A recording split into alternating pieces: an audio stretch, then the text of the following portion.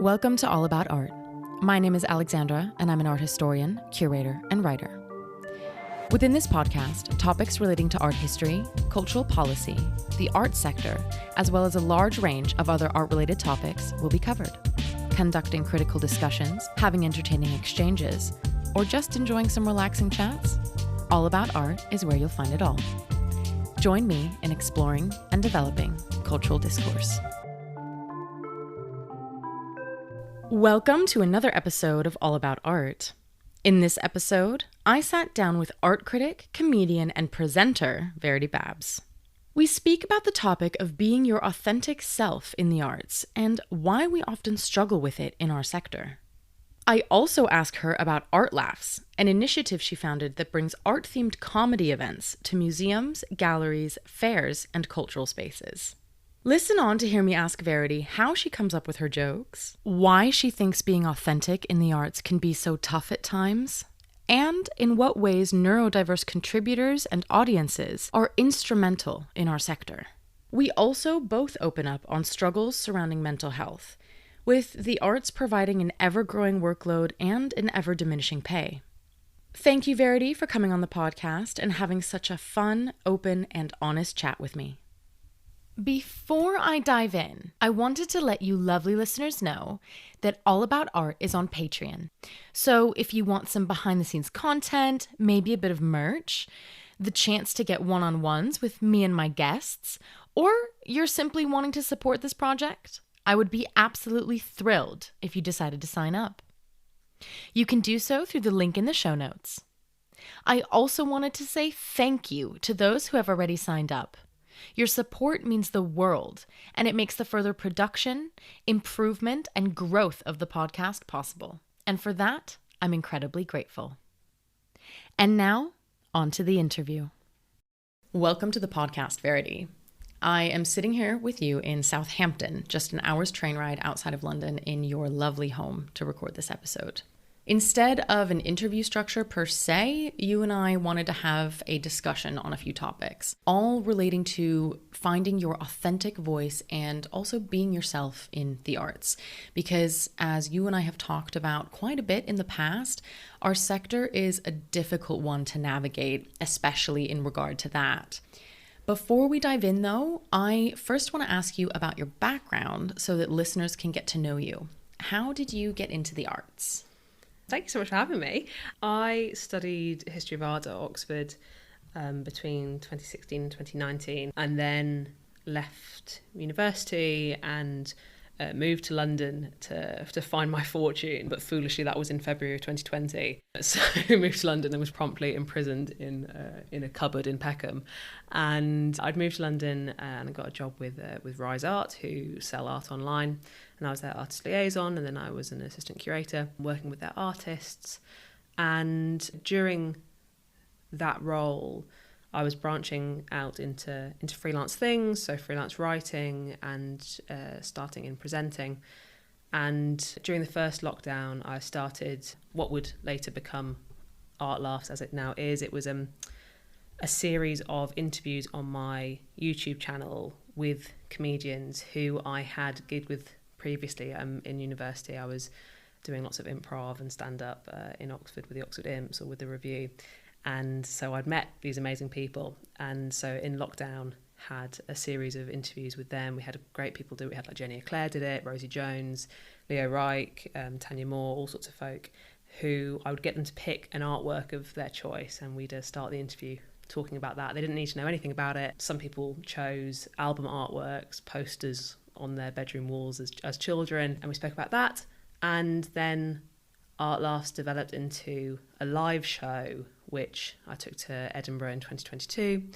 And now it offers all sorts of different formats to arts and heritage spaces and art fairs, improv in paintings archives, art-themed stand-up, funny guided tours, all sorts of things. So I moved away from my role at Rise Art to eventually kind of going fully freelance in the spring of this year to focus on presenting work and getting Art Laughs off the ground. I started Art Laughs because at the point where we were doing the videos, I'd already done freelance work or internships or different bits of work experience in the art world for a couple of years, and I just thought it was dreadful. Like, that the art world is so serious, and it has to present a front to keep itself alive, basically. Like, if anyone in the art world admitted that, like, maybe it is a bit silly that this is sold for millions of pounds, and like, maybe you don't need a PhD in the Dutch Golden Age to be able to be a gallery assistant, like, then the whole thing would crumble. So everyone has to be so serious. It's like everyone's holding on to this, like, this group secret. It has to take itself seriously in order to survive. I am not someone who takes myself very seriously, and found a lot of the more formal art world environments I worked in very stressful, and I was having to do a lot of masking in order to, like, get through those situations, just because it was not conducive to how I actually behave and what I actually think, and it just didn't suit me at all. So Art Laughs, I think, was an attempt for me to have fun talking about art again. And a lot of the time, my favorite way to talk about art is to talk about art to people who don't like art, don't know anything about art, and just to make a joke out of it, to enjoy it again. And then as those videos went on and we turned into these live events, I was realising that people were coming to the comedy shows because they like comedy, and then leaving and being like, oh, actually, like, I do think I could comment on why I like something or why I don't like something anymore. Like, I would take friends of mine to openings and they'd be really nervous, and then I'd say, oh, which one do you like? I often go around and I'm like, what would you, if you had to buy one of these, what would you buy? And they'd all get really tense, and they'd be like, well, I don't know anything about it, so I can't really say. So, well, no, ignore that. What do you like? And then they'd sort of sheepishly say, well, I quite like that one, but I don't think I don't know if why I like it is the right answer. And it turned out that they liked it because it was massive, or because the colours were nice, or like, oh, the woman in the picture reminds them of their mother, or whatever it is. And having to say to them, like, no, that's the right answer, that's fine, you don't need to know about postmodernism in order to like art or to get art. So eventually the live events became more about the fact that I think it's a joyous thing to see people go, oh no, actually I'm allowed to like that, or not like it. I think that one of the things we do in Art Laughs is look at contemporary artworks that make people cross. So we'll look at Damien Hirst's Shark or Emin's Bed, and then we'll just sit around in a circle and go, I think that's rubbish, or oh, that's great, and why, and just starting it so that people could have a chat about art in a way that felt quite separate to the way that the art world speaks about art. Earlier this year, I think it was earlier this year or late last year, I can't remember, but I came to one of your Art Laughs events, and I remember that after the stand-up performances, there was a live discussion and audience members could kind of take part, and I remember that everyone was talking about the Banksy, the girl with the balloon that shredded and is now Love is in the Bin, and I promptly stuck my hand up, and I was like, I promptly stuck my hand up and was like, I was there when it was shredded. Yeah. I was in the room, and it was so cool to talk about it, share my experience, listen to people laugh and just tear it to pieces, but also engage with it in a way that was really interesting to see how different people viewed something that was such a big deal in the art world and in the art market at the time. Yeah, I mean, up in Edinburgh we had small kids or randomly silent audience members who, when it came to the panel discussion, would get really feisty about a thing that they really liked or really disliked, and that was so lovely, and that's sort of what its purpose was. When I took it to Edinburgh, I was like, well, maybe this might be the last thing this project does. This was the Fringe, wasn't it? Yeah, at the Fringe, it was like, this might be the last thing. It might be that we've done the interviews and we've done a couple of gigs, and this is like a farewell.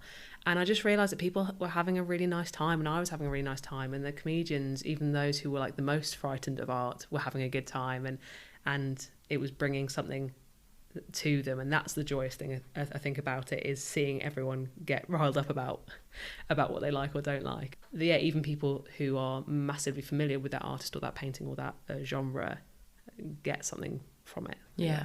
New perspectives. Combining what we talked about in relation to comedy and moving into the topic of being your authentic self in the arts, why do you think that it's such a big topic in our sector? I think that this idea of authenticity plays into, I was going to say all parts of the industry, but I don't necessarily think that's true. But I think for artists in particular, and anyone who's creating anything, so whether that's content creators or presenters or anyone who presents themselves as an individual who can provide something, whether that's a painting or, I can make some reels for you or I can write something for you, is there are loads of artists And there are loads of presenters and there are loads of writers and they're all really, really talented. So why should someone pick you? That kind of comes down to it's you know, like, how do you market yourself in a massively saturated industry or massively saturated market? So a lot of the time working with artists, when I worked with artists in the past, or looking at the writing they've done about their work or their portfolio, it's like, right, so you're presenting yourself as this thing, but thousands of people do that. Why is your abstract landscape worth buying above someone else's? So you really have to like look inside yourself to be like, who am I? Why is it important that this landscape was done by me? Or like, why is it important that I present that program rather than someone else? Or so I think a lot of any industry where you have to market yourself, you have to have a really strong idea of what that is. And I think that as technology develops, which means we have easier access to more people's work or more people's profiles, whatever it is, it's probably more important than ever to have a really clear idea of who you are and what you bring. Whereas maybe when there were fewer artists one might have been aware of, you could probably get under the radar by just being very good at what you do, but now that's sort of not enough. And I just want to chat about neurodivergence in the arts as well. You gave a seminar for the London Drawing Group on the topic of female neurodivergence through art history and the lack of its representation in the arts. And you also advocate for ensuring that digital content is suitable for neurodiverse audiences. I would love to hear your take on the topic and also why it's instrumental in keeping the arts inclusive and accessible. Honestly, I think it's almost like the Art Laughs thing, is it's all come from a massively selfish point of view where I just want my life to be better and easier. And isn't that all the good projects, though, is that you see an issue that you have encountered yourself and then you go about trying to fix it? I think that that's the best way to do it. Yeah, I think as long as I put my hands up and say it. So for me, I received an ADHD diagnosis last May and it completely floored me for a bit. And then I was very sad, then I was very angry, and doing the whole slightly like the grieving patterns thing, because it was like, oh, suddenly loads of stuff makes sense in terms of that's why I really struggled in that work environment, or that's why that work relationship went downhill, or I put a lot of things that now turn out to be ADHD down to being an only child. A lot of times I've just got no experience dealing with conflict because I'm an only child, and that's why I get so upset in conflict situations, or like I never learned how to share, and that's why I cry all the time. So I put a lot of it down to personal failure and being an only child, and it was just interesting with that new lens, I guess, to go back to a full-time job and go back to visiting galleries and trying to keep up with what the Instagram algorithm wants from you, and what now you've got to do like big LinkedIn posts and having structure and being disciplined. These are all things I really, really struggled with. So getting to look at that through a lens of actually no, there are ways in which I am less able to do that than the people I'm comparing myself to.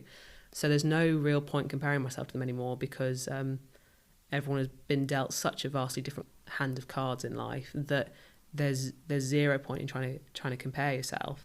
And I think, looking through the neurodivergent lens at the art world has been interesting, because I realise there's loads of things that we can easily frame as like, this is really good for accessibility, like this is really good for neurodivergent audiences, this is great for diverse audiences, that are just fundamentally good things to do and make loads of sense.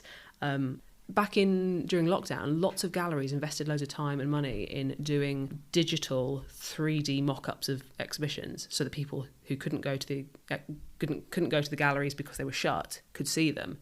And then when the world opened up again, they just stopped doing that, it just seems bananas, because if you've gone to all the effort to do an exhibition, wouldn't you just want that to last longer, to give more people the opportunity to see it who don't live in that city?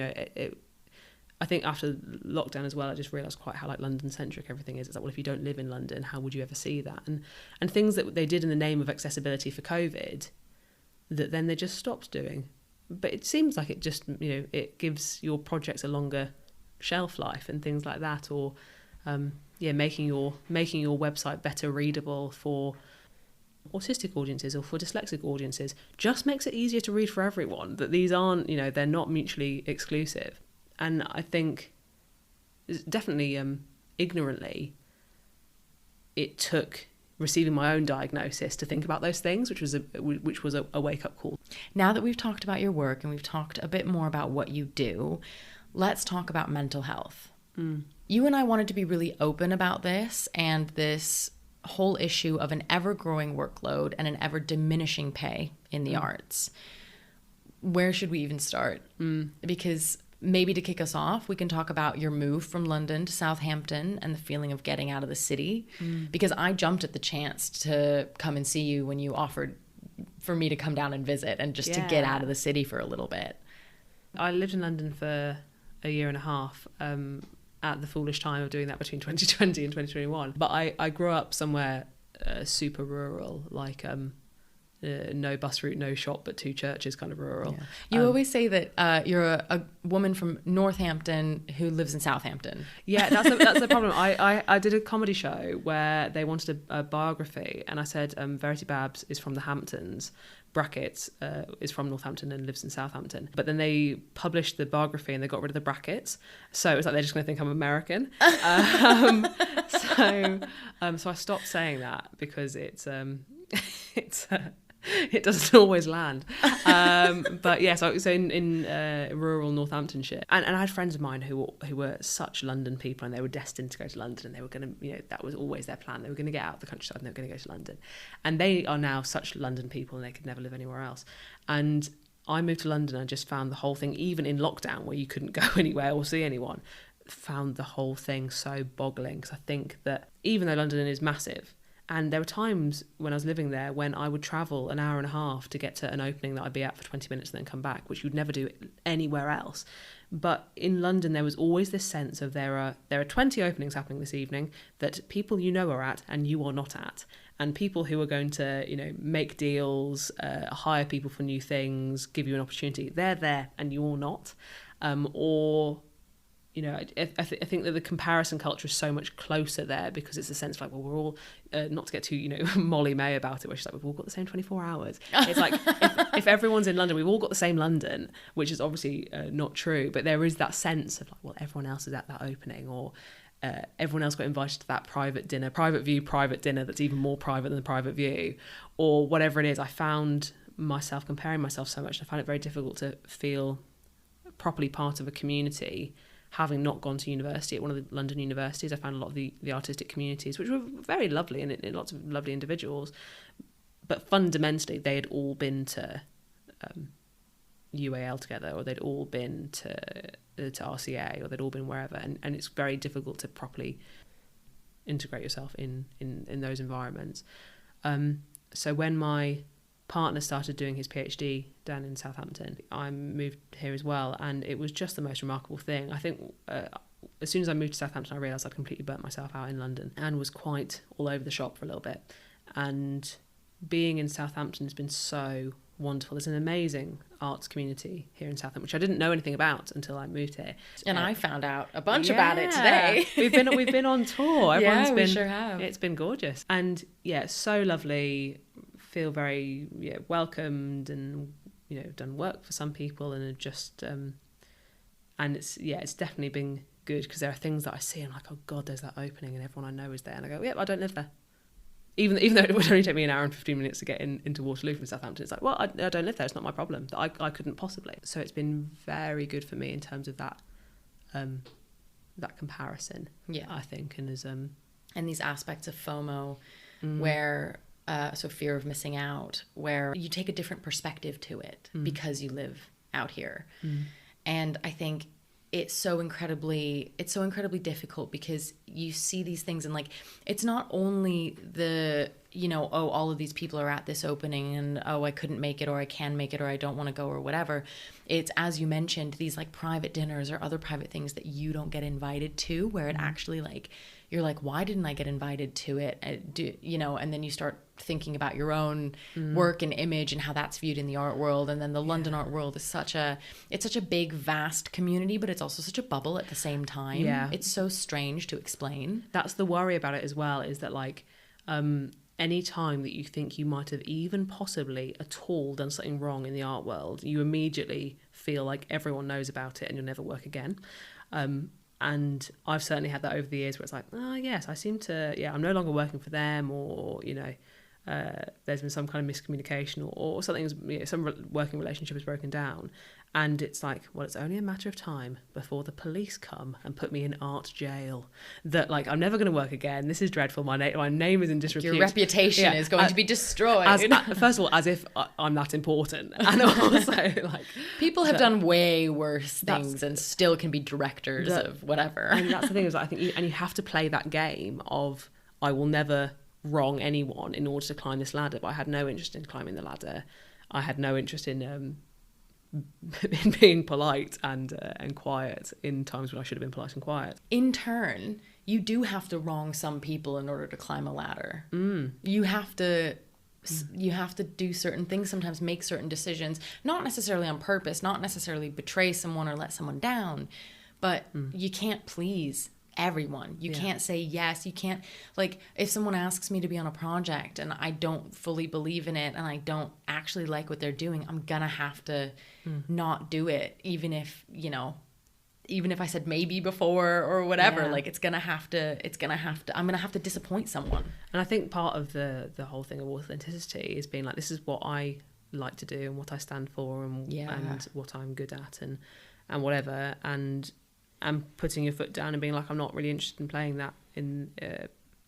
playing the London art world game anymore, because even when I have had these insights into like the inner workings of the London art world, or I've been to these post private view private dinners or private drinks, or these actual private meetings at people's Mayfair luxury mansions or whatever, it's always god awful. It's always just the worst kind of conversations of like under the table deals for who's getting a solo show next, and just money is everything, and who you know and what you know, and I had no interest in even pretending to engage with that, and I'd certainly be earning more money if I was willing to do that.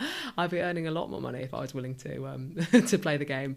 But I just found it impossible to keep up with and not sort of drive yourself into the ground, trying to keep up with the commercial art world. Yeah, because I think we do have to differentiate here between the commercial arts and kind of lovely big museums and galleries that own paintings by people who are dead.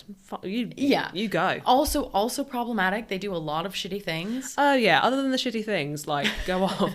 The ones, like, museums aren't. Well, I don't know. Maybe I don't work in museums. So they're bad in a different way, and that's a whole other episode. But the commercial galleries, which are run by independently wealthy middle-aged men who will hire recent graduates and completely rinse them dry for the cheap labour, and are just deeply unpleasant to anyone who's not also in their like private members club, is like, how does anyone have a chance without also being a pretty reprehensible person as well?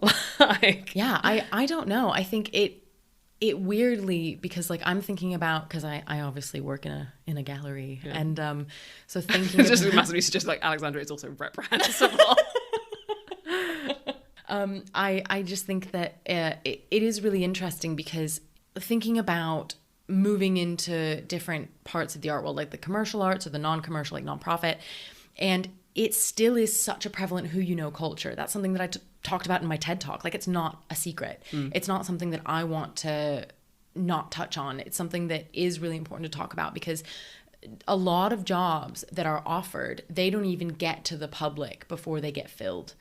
And it's not because people don't want to offer the opportunity to everyone or things like that. But if you think about the time and effort that goes into recruiting, or even hiring a recruiting agency, you know that they take like, I think it's like 30% of like someone's yearly salary that they end up hiring, or something like that. Like it's a really big amount. So a gallery, if they're using a recruitment agency, they're going to be putting something like that in there. Like, it's all important to think about when it comes to filling roles.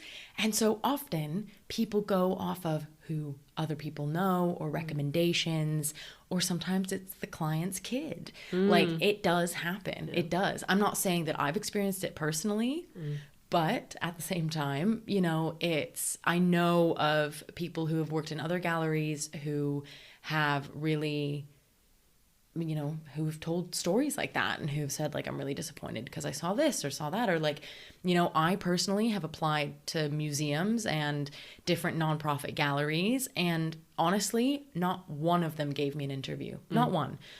And there's always those job interviews that are like, you don't even need to have any qualifications. We're just after someone who's massively passionate and is a self-starter and can see projects through, and you apply, and inevitably they choose someone with a PhD. So if you want someone with a PhD, just say it. Don't waste Don't waste everyone else's time. And I mean, or like, we're paying $22,000 and it's a master's required, PhD preferred. And I keep, like, that is one of the best examples that I can think of. It's like, sorry, but no, I'm just not going to do that. I can't even pay my rent if I'm earning $22,000 a year. I did an internship, only lasted a couple of weeks, when I first graduated, and it was advertised online as paid, but didn't give any more detail. And I turned up to the interview, and they were very nice to me, and they seemed to be enjoying the conversation we were having. And then at the interview said, you do know this is unpaid, but, you know, I was 21 and trying to get a job, and this seemed like a really good way in. And it was like, well, I guess. So, like, they trick you into it. You know, I was one of two interns, one of whom was the son of a friend of one of the people high up in the gallery.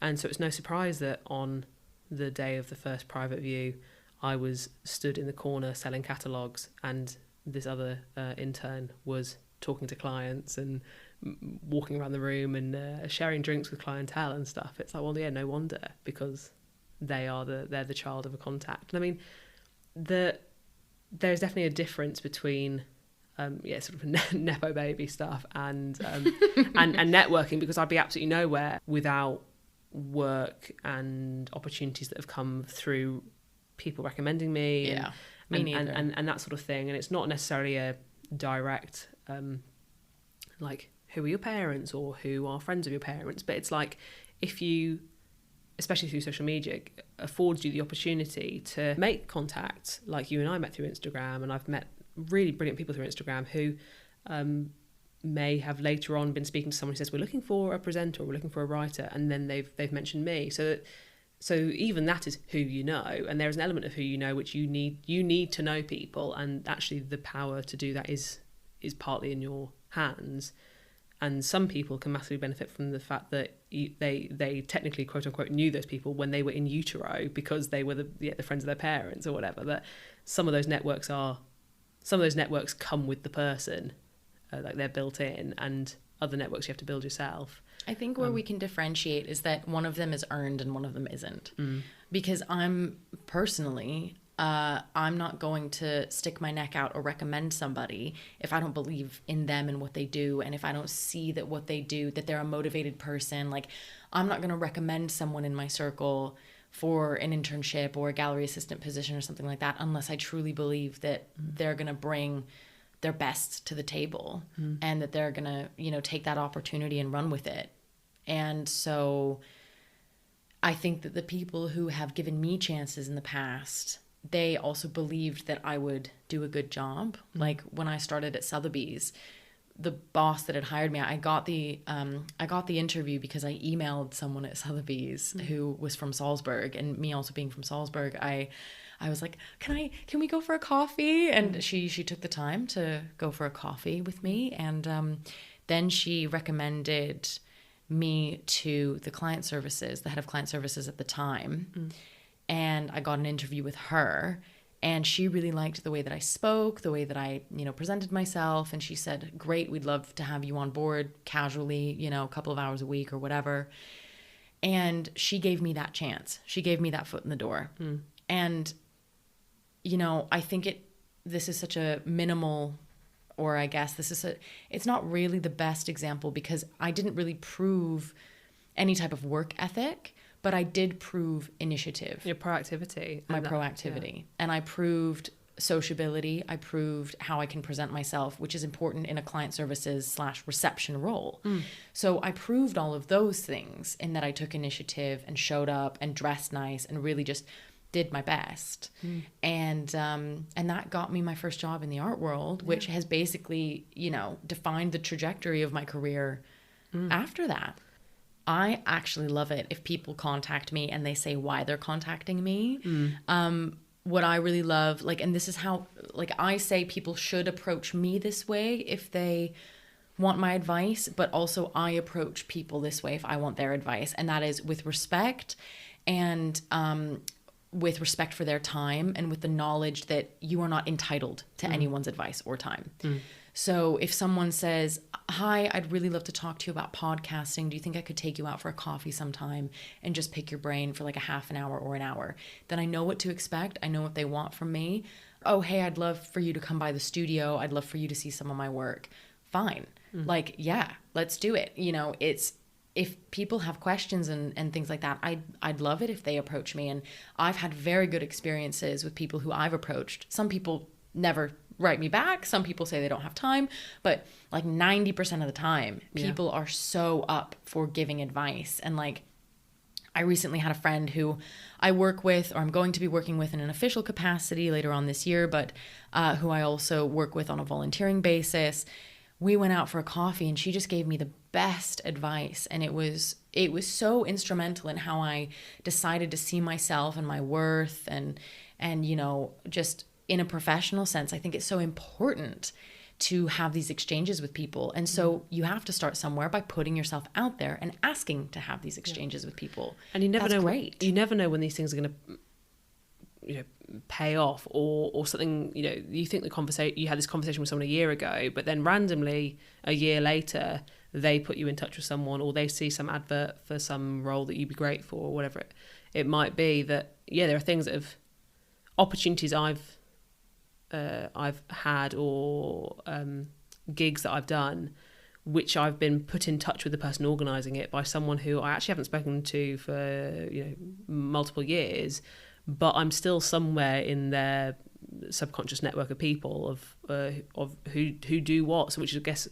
which I guess is why it's so important for you to present a really clear message of, hi, I'm so and so, I do these 3 things. Yeah. And having a really clear idea of what that is, so that when other people have met you, when they see an opportunity that would be great for you, they go, oh, I know so-and-so, they're great at these 3 things. And I guess that's part of presenting yourself as an authentic message. This aspect of advocating for yourself as a professional in terms of time management, but also in terms of pay. I think that that's also something that's really, really difficult to navigate in the art world, especially as a freelancer. That's something that I think a lot of people really, really struggle with. And this is the first year where I've said to someone, I can't work on this project without a fee.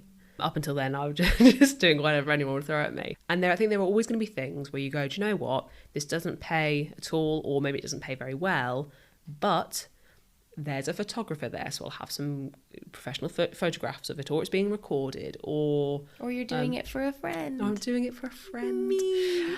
Just for listeners who don't know, Verity was on the panel at the second All About Art anniversary party this year in April 2023, and it was for a teeny tiny fee, but she still came and did it. It was a great time, and it was recorded, and I got to hang out with some great people. But again, that there was value to that wasn't monetary value. So my partner, bless him, does sometimes ask me oh, how much do you think you've earned this week or today or whatever it is, and it's because he does traditional work where you get paid a certain amount for a certain amount of time or whatever it is.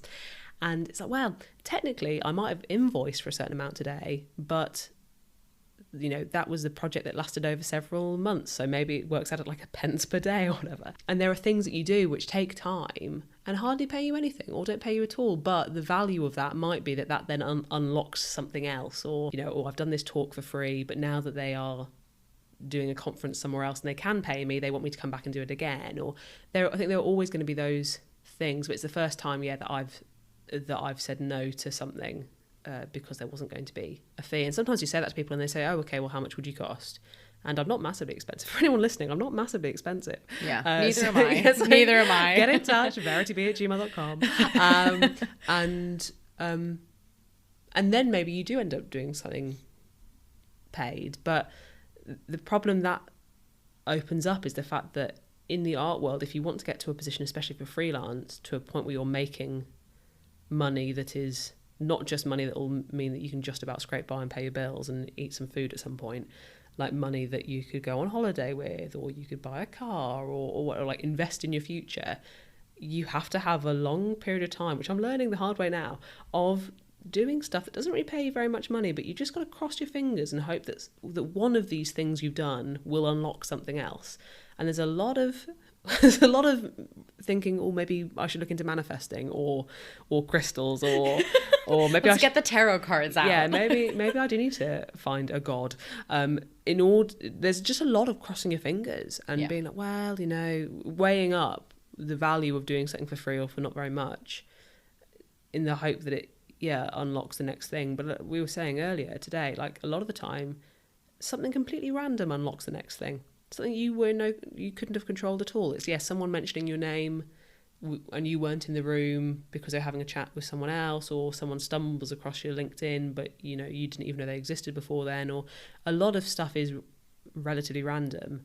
So all you can do is give yourself the best shot at being randomly spotted, I guess. And which isn't actually helpful advice to no anybody. Yeah, that's the problem.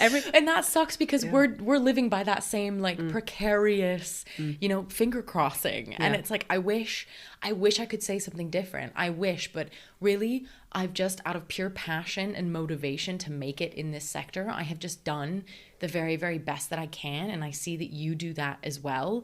And then something does come of it. You work hard and you do make connections, and people do see what you do, and then you find that common ground, and that's how you build collaborations and work with people and things like that. I mean, and you just, if you maybe want to talk about it a little bit, like with the video at Tate, for example, with Tate St. Ives, if you want to talk about that a bit on the podcast, we can, as an example of how that, maybe how that came about. Yeah, I mean, just saying, it's funny that every time I've ever spoken to someone and said, like, oh, can I get some advice about your career? It's always the same, is I have no idea what I'm doing.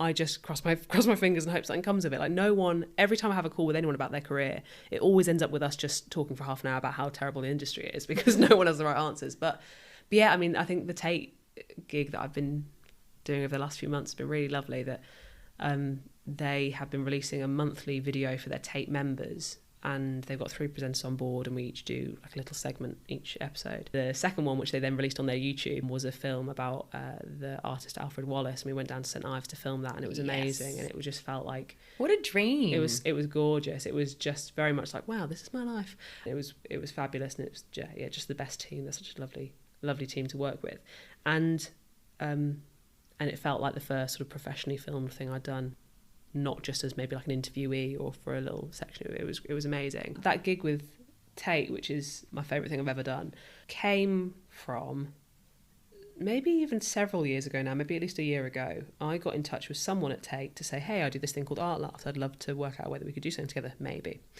And they then said, we can't do that right now, that they were already scheduled for ages, but have you been in touch with our marketing team or their socials team? And I said no. And then they did an e-introduction. Several months later, I emailed one of them again to say, I'd love to have a coffee with you, just to say hi, basically. And we had a coffee together to say hi. And then several months later, they said, oh, well, we're looking for presenters for this thing, so why don't you come in and audition for it? So actually, from starting that chain of talking to the first person at Tate to filming that thing in St. Ives, maybe 18 months, which is a long time. It's a long time in the scheme of looking back on the since I graduated, but I keep on forgetting that unless I'm hit by a bus, I'll probably last for a bit longer. That life is actually relatively long. You can fit quite a lot into it. Is if you do all of the chat shows, because you get massively successful in your early 20s, what happens? What do you then have to do to keep that up? Lots of comedians who are now middle-aged, when they find that they've now slightly been replaced by these hot young things, what do you then do? It takes a lot to maintain. I don't know if you've ever had a conversation with blokes about it. I haven't, but I wonder whether this 30-year-old thing is female specific, or people with the capacity to give birth to children, I wonder whether fertility plays into that thing of like why people want to get things done before 30. Just seen the Barbie movie. No spoilers, but this idea that like, mothers stand back and mothers stop moving so their daughters can look back and see how far they've come. I think for a lot of women there's a real worry that you have to achieve everything you want to achieve, because once you have children you might never achieve anything again, which is obviously a nonsense. But I wonder whether this 30-year-old thing is like, because after that point, that might be when you are settling down and having children, and then who will you be? This sense of motherhood being a loss of identity. I mean, Hetty Jude has done a fantastic book about motherhood in the arts, and I've had amazing conversations with the artist Jess Cochran about her experiences of being a mother and an artist. I've never seen anyone achieve anything and then gone, yeah, but they're 40. Yeah. Or, oh, well, that was really impressive. It'd be more impressive if they were 10 years younger. If they're 10 years younger. It's like, wow, that's an amazing thing. That no one ever. It like never plays into my narrative of anyone else. And yeah, said to you, if someone could be sent into the future to just check that I achieved some things, and they could come back to now and say, don't worry, you achieved some things, and you achieve some of them when you're 56, great. Yeah, and like speaking of, Forbes 30 under 30, and I know a couple of people personally who have been on the list. And I think it's really interesting because you and I were talking about this earlier today as well, is like you never actually know the full extent of someone's efforts, career, life, privilege, circumstances. You never know the full story.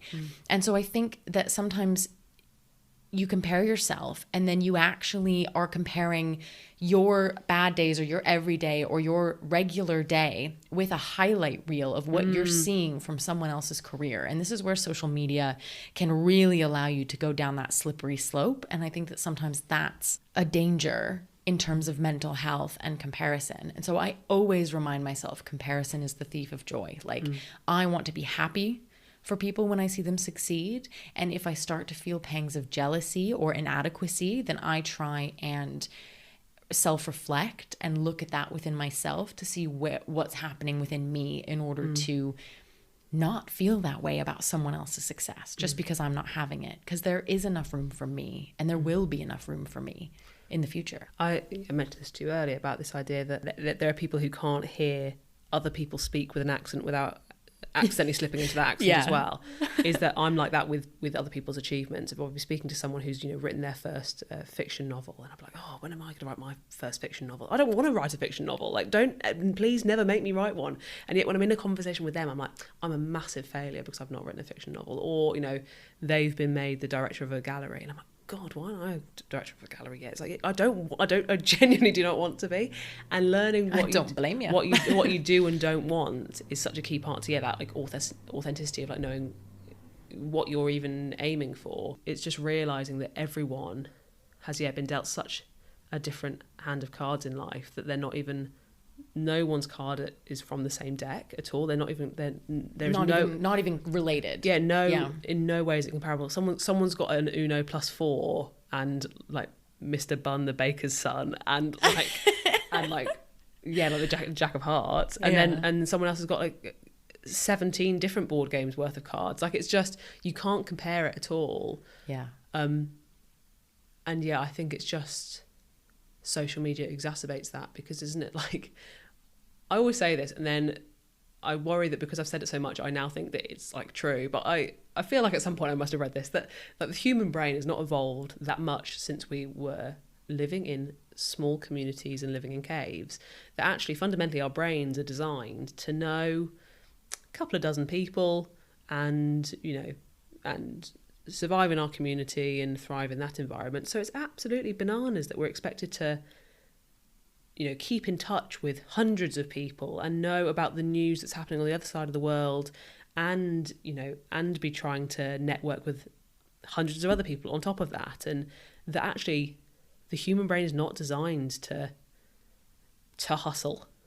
It's a fundamentally unhustleable, unnatural organ thing. Yeah, to like I'm not designed for hustling. I'm designed for walking about and lighting fires. That it's no wonder that you can get into a real habit of like, I'm hustling every day and I'm, sending out all these networking emails and I'm like making moves.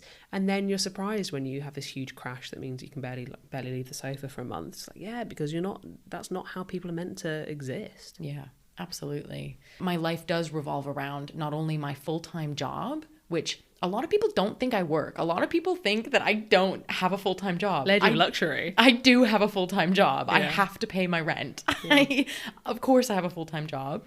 I do the podcast on the side, and I do any type of panel talks, writing, curatorial projects, anything like that. I do on the side of that. Plus I run my social media.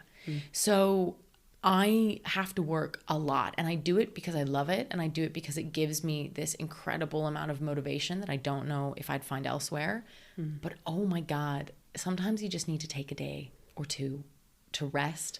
And it was actually a previous podcast guest, Millie Foster, who is the director of Gillian Jason Gallery, and she said, you need to find time to bring rest into your schedule and manage that into your time. Because if you don't do it, your body will do it for you. And you're going to be forced to take rest. And I think that's so, so important to keep in mind for anyone who's like getting to the point where they're starting their careers, or I'd say like getting a little bit to like not mid-career. I kind of hate that term a little bit, but like, because what does that really mean? But kind of growing in their careers, no longer really like at a starter level, but kind of, mid-junior level of whatever they're doing, that's when I feel like it really starts to like get difficult to navigate. Yeah, and I mean, if you are knackered and have, you're working all hours of the day and the opportunity that you actually want comes up, but you can't take it because you've got no time and you're exhausted, then what was the becoming exhausted for? That, if you're working towards this big goal, but you're working so hard that even if it turned up you wouldn't be able to do it, then yeah, it's not feasible.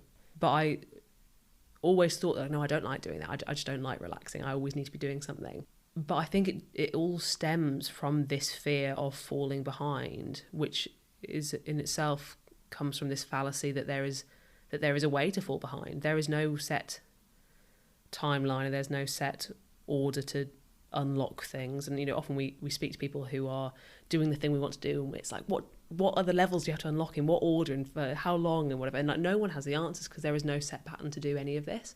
It's not like, if you're a lawyer, there are certain exams you pass, and then you set some other exams, then you do some more exams, and and that's how that pans out. But it does not work that way in this industry. And I think that this fear of like, but if I stop posting once a day on Instagram, or if I start doing a podcast but then stop for a bit, or whatever it is, there's this huge fear of, and it'll all have been for nothing, which is even more galling when you've already exhausted yourself and upset yourself and you've found it really mentally difficult, how hard you've already been working. The idea that, and then it's for nothing, is the fear, is more so than trying and not succeeding. It's the having a brief moment to yourself and then everything is washed away in the sand. That's not the right metaphor for it, but it's I think the fear of that is the fear of you've worked so hard and then you ruined it by not continuing to hustle, by not being consistent, by not being disciplined. And those aren't the things that are gonna trip you up along the way. But I think the fear of, I've already given so much of myself and my time and to what I'm working on, and some lapse in giving some time back to myself, or saying the wrong thing in an email, or like not going to some private view, means that then you're back at square one. I think square one is very frightening when you feel like you've been building for a long time, or what feels like a long time. I'm sure that in 5 years' time I'll listen back to this and like, haha, she thought that she'd been working for a long time. But yeah, I think a lot of it, the hustle thing is it's addictive in the... You get like hits every time like something happens and you you know, someone confirms something and someone, you know, you get an opportunity or you get this feature or you get this shout out or you get this connection or whatever. And it's like, oh yeah, that's what I'm working towards. And it's these like little things that you build up to. And so that's also what makes it really addictive, is because when you do it right, or when you hit the sweet spot, which I don't think I've hit, I think, like, just disclaimer, but I feel like there are some professionals out there who started something like an Instagram account or a podcast, and it's just gone like through the roof in terms of like the attention that it's received. And then from that, tons of Instagram followers, from that, then a book deal, from that, then a TV series, you know, who knows, right? And I feel like I'm doing something right, but, you know, it just really depends on what you do. And a lot of it's strategy, it's thinking about things, but it's also a bit of luck. It's a bit of, you know, what we talked about earlier about the who you know thing.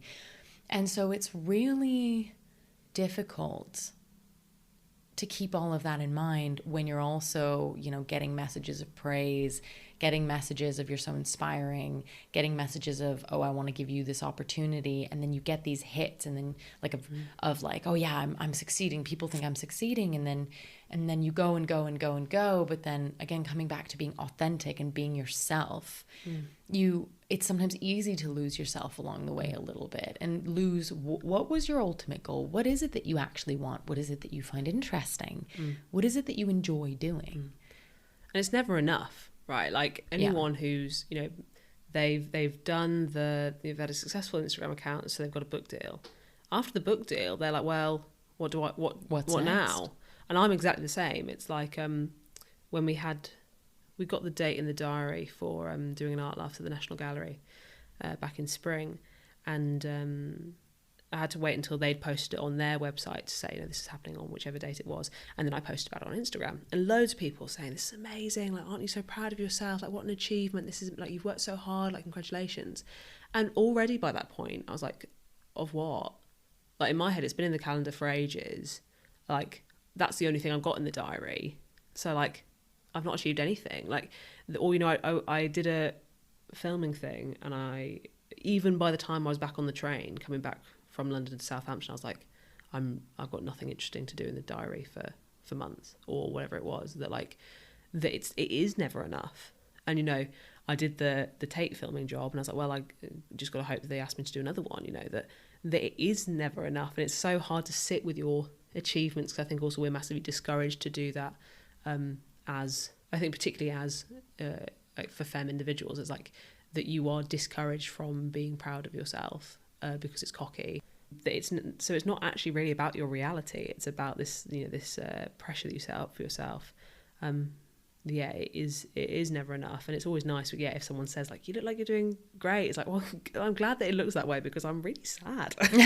Like, I'm glad that I really just want to like sit in like a bathrobe with some popcorn and watch a movie. Yeah, I'd like to rock. I'd like to rock back and forth in a dark room, please. Yeah, like sometimes I think, and this is where, like, you know, I was really happy to come to Southampton, because like tomorrow I'm gonna just take some time to go and do my own thing and breathe in some fresher air than the London air. And I think that sometimes I do fantasize a little bit about just escaping for like 2 weeks and not having anything, no responsibilities, no emails, no nothing, and just sitting on the seaside and reading and writing and drinking wine and drinking tea. And I don't know why it involves so much drinking things, but do it, you know, or taking a fucking bubble bath. Yeah, I don't have a bathtub, so I fantasize about that a lot. It's just like, I just want some bubbles in my life.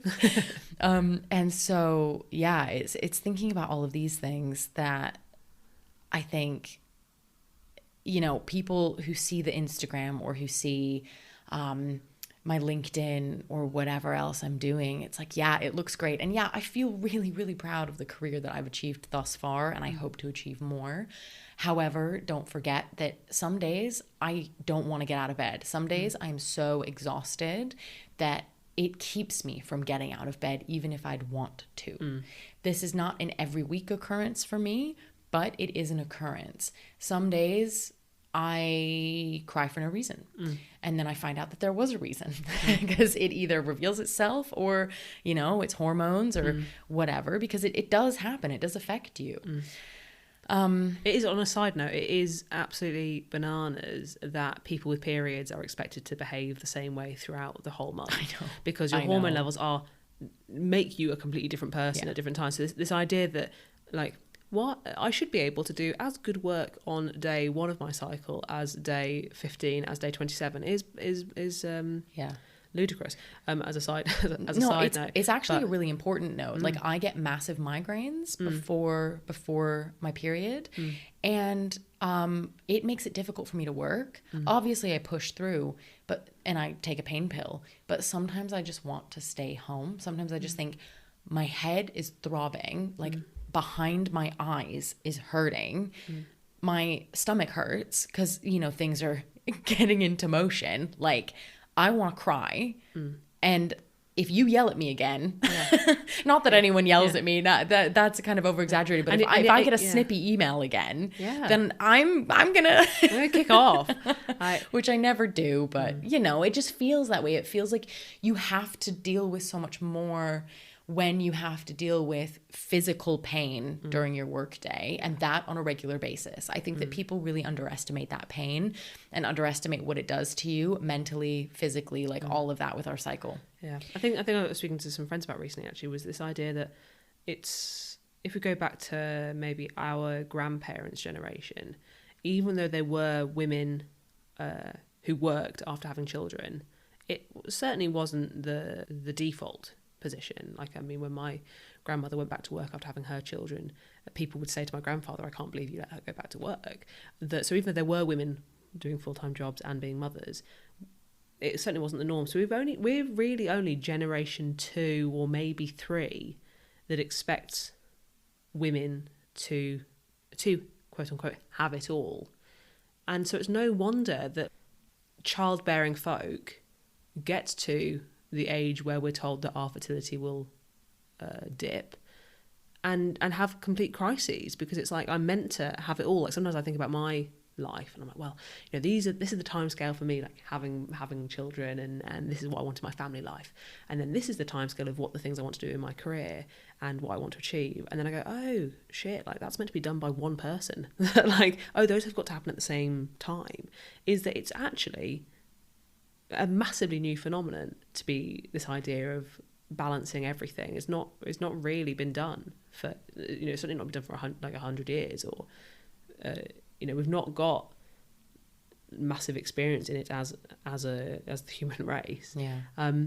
So I can't remember where I saw it, but it was this like statement about the hours that are worked in a normal work week, because I think this was in relation to like introducing the 4-day work week, which I'm totally for, by the way. But the hours of a week worked, that's actually as someone who has a full-time job and supports their entire family, while someone else takes on the full responsibilities at home. So that at-home labor. The 9 to 5 was designed for men with wives. Yeah. Because the wives did all the other things. Yeah. So if 2 people are working a 9 to 5, who takes care of the housework? Who takes care of that? And that predominantly falls on women. Was there a bit of research recently about the fact that across all ages, across all races, all genders, all everything, having a child decreases the quality of your relationship? That it does make it worse.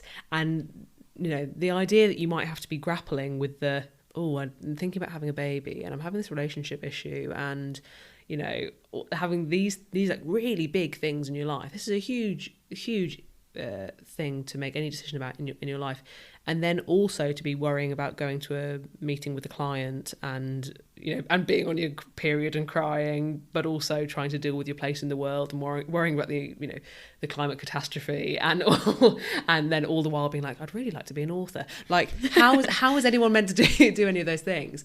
And the best thing you can do, I guess, is just be completely open with the fact that it's like, oh, this is really difficult and rubbish. So I'm just doing my best to have as an okay a time as possible. I mean, I got great advice from Laura Mulhern, who runs Plan Make Do, who was my mentor for a period of time through I Like Networking.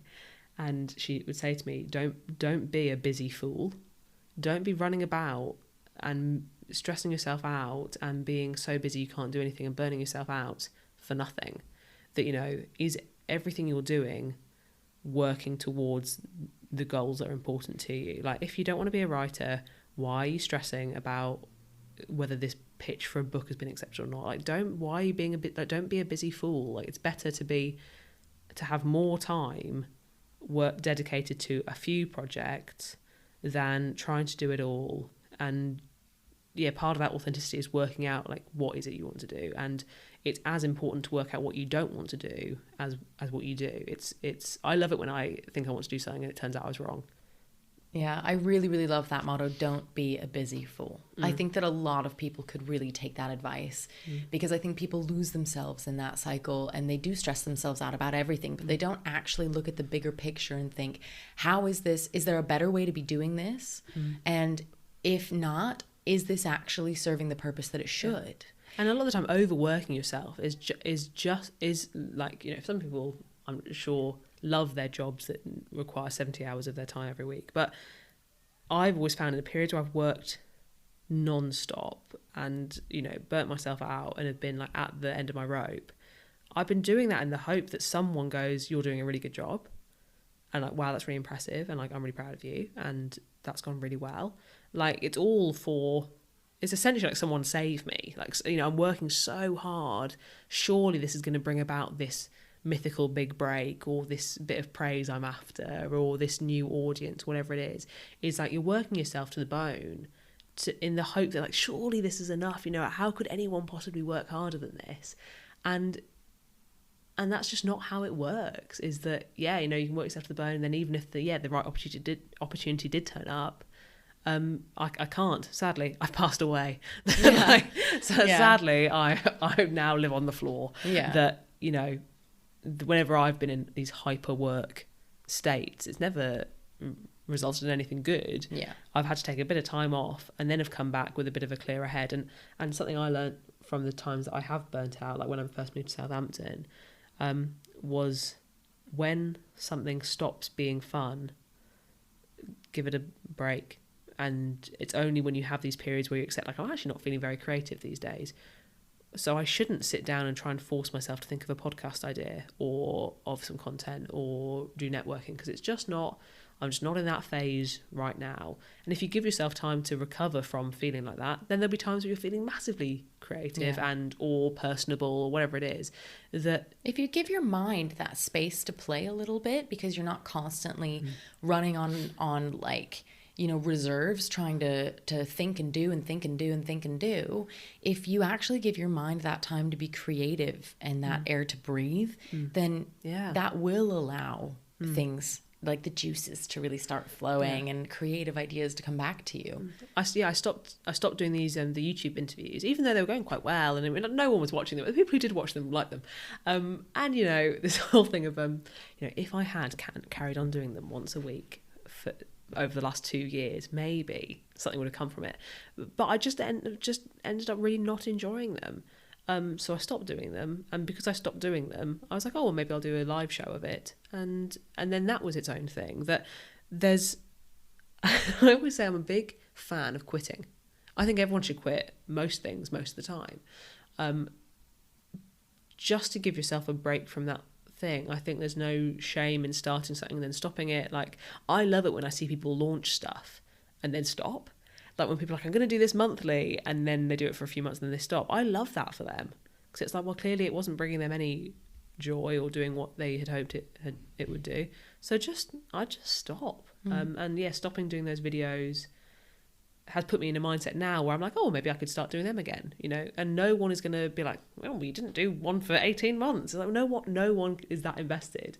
And yeah, it sort of comes down to that thing of, you know, no one is thinking about you as much as you are thinking about you. Yeah, absolutely. And see, I think often in the art world, there is this sense of like everyone is talking to everyone and everyone knows everyone. And, you know, if you wrong one person, then you'll be out, and like all this gossip. And it's like, yeah, but very few people care enough to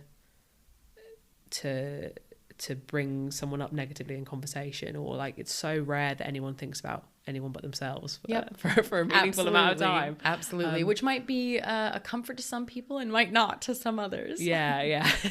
It's like, what, all press is good press, but also like, why aren't you thinking about me all the time? Yeah, but, exactly. Goodness. Yeah.